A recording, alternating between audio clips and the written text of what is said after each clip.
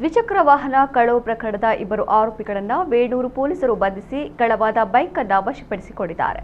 ವೇಣೂರು ನಿವಾಸಿ 25 ವರ್ಷ ಪ್ರಾಯದ ಮಹಮ್ಮದ್ ಇರ್ಷಾದ್ ಮತ್ತು ಪಡಂಗಡಿ ನಿವಾಸಿ 26 ವರ್ಷ ಪ್ರಾಯದ ಸಾದಿಕ್ ಖಾನ್ ಬಂಧಿತ ಆರೋಪಿಗಳು ನವೆಂಬರ್ 10ರಂದು ಬೆಳ್ತಂಗಡಿ ತಾಲೂಕಿನ ಕುಕ್ಕೇಡಿ ನಿವಾಸಿ 28 ವರ್ಷ ಪ್ರಾಯದ ಸಂಪತ್ ಕುಮಾರ್ ಎಂಬುವರು ವೇಣೂರು ಪೊಲೀಸ್ ಠಾಣಾ ವ್ಯಾಪ್ತಿಯ ಪಾನೂರು ಶ್ರೀ ಗುರುನಾರಾಯಣ ವೃತ್ತದ ಬಳಿ ರಸ್ತೆ ಬದಿಯಲ್ಲಿ ನಿಲ್ಲಿಸಿದ ಮೋಟಾರ್ ಸೈಕಲ್ ರಾತ್ರಿ ವೇಳೆ ಕಳವಾಗಿತ್ತು. ಈ ಕುರಿತಂತೆ ಸಂಪತ್ ಕುಮಾರ್ ನೀಡಿದ ದೂರಿನಂತೆ ವೇಣೂರು ಪೊಲೀಸ್ ಠಾಣೆಯಲ್ಲಿ ಪ್ರಕರಣ ದಾಖಲಾಗಿತ್ತು.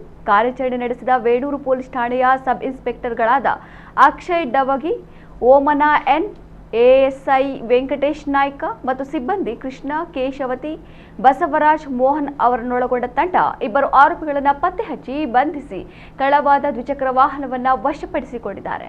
ಆರೋಪಿಗಳನ್ನು ನ್ಯಾಯಾಲಯಕ್ಕೆ ಹಾಜರುಪಡಿಸಲಾಗಿದ್ದು ನ್ಯಾಯಾಲಯವು ನ್ಯಾಯಾಂಗ ಬಂಧನ ವಿಧಿಸಿದೆ.